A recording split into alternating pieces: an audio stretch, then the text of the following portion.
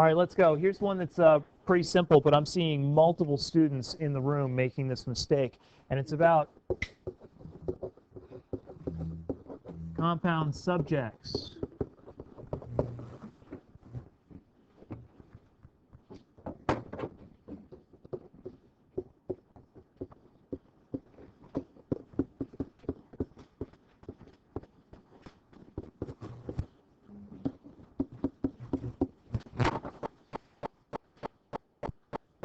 There's your example of a compound subject.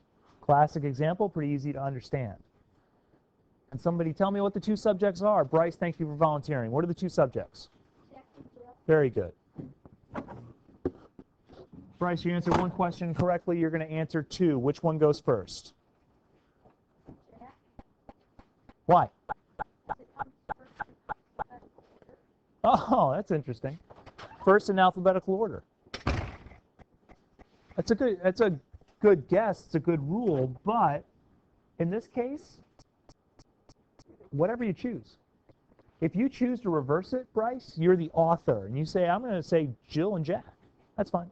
Sounds weird to us, but you can throw it in any order that you wish for something like this. In a compound subject in a sentence, it does not matter which one comes first. That's author's choice. Except when.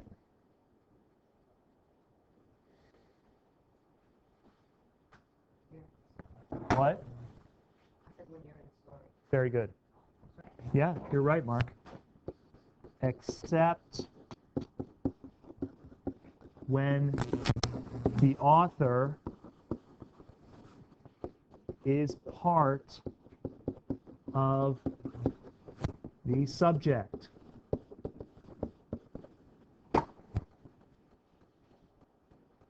Jack and Jill, third person voice. I don't see an I. I don't see a me. I don't see a my. There's no author in there. Do it in whatever order you want. But when the author's in there, where does the author go in the string? After the first person. What if I've got four? Kamira's got a sentence with what, like 4 or 5 subjects in there? Bunch of people in that sentence. How many are in there?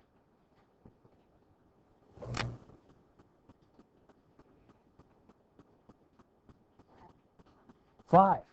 5. A 5-member compound subject, Max. Where does she go? Very good. Always last. If it's 2, she's second. If it's 5, she's fifth.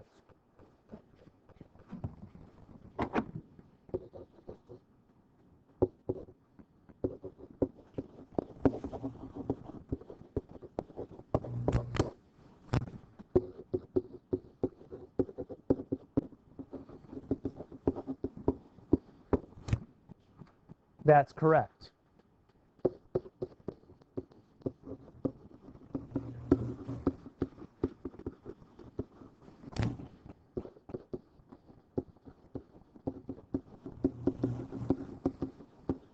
That is not. And when you do this second one, often students make a further mistake on agreement. Abby, what is that mistake that students often layer on top? What mistake did you make with this?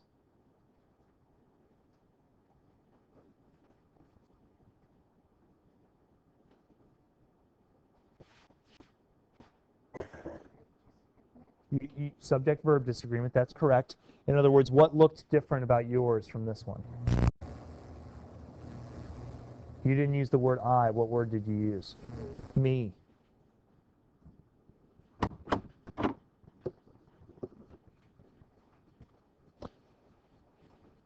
If you flip the order like this, you're much more likely to create this agreement error. So your compound subject rule, if the author is listed in the subject, the author goes last. My brother, my sister, and I walked to the ice cream shop. You always go last. So here's what you'd see from me. You'd see, if this were the case, you'd see the agreement error, and then you'd see these arrows. It's a flip. And on your MUGS checklist, since this was not listed, you could list it in grammar. You could say compound sentence or compound subject formation. Compound subject formation. Any questions about it, Kamira? I was still kind of confused, like what I did with my system. Like, I know, I thought I was supposed to go first because of the person I was the person and everybody else talked about. No, you could say my sister and I, right? And it would still make sense which sister it is, right? Okay. Kamira, why don't you type your original sentence, please? Okay, the wireless keyboard doesn't work so well over here, so you can go ahead over there. Yes?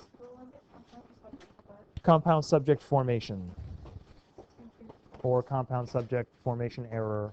Something that tells you I'm doing something wrong with compound subject. Okay, so we'll see one more example. While we're doing this example, if you're good to go on that and you're fine and your notes are good, then you can continue working on your revision exercises. But if you need individual help from me, give me 3 minutes to wrap up this example, and then I'll be over to help you.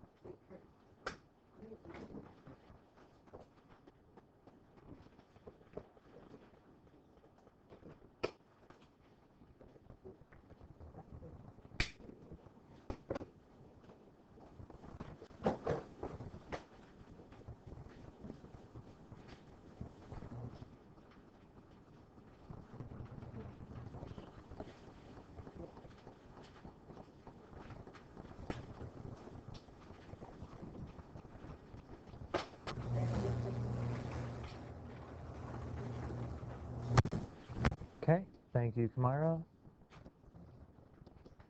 And then, Kamira, you can go back to your desk if you want to take notes on this and see how to fix it. Hey, by the way, I'm confused and curious. Kamira did this. Kamira's probably like the 12th student I've seen do this. Why don't you guys capitalize when you type? No. Have a seat. No, have a seat. I'll fix it.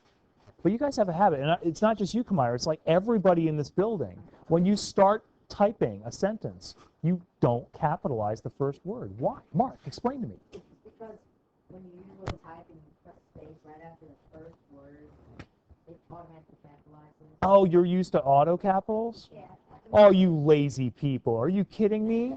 That's the explanation? Yeah. Oh, man, I weep for youth today. Look at that. That's a good explanation, though, Mark. That makes sense to me. I'm still depressed, but it makes sense. Of course, what am I to say? I mean, I'm on Microsoft Word, and I'm typing expecting the autofill to work like it does on my smartphone.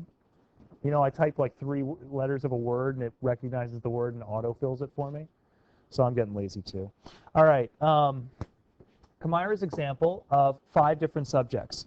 So, Kamira, I'm saying that the me should go at the end, first of all. And it would read like this. Then Mary, my cousin Angel, and my brother Charles, and my other cousin Christiana, and I all walked to the store. Does that make sense now? Kinda? Like, it doesn't sound right. Probably because you're not used to it being there. Probably because you're used to hearing it the other way. But that's the proper way that it should be spoken. The I always goes last. Yeah, that's the rule in grammar. Further questions about that?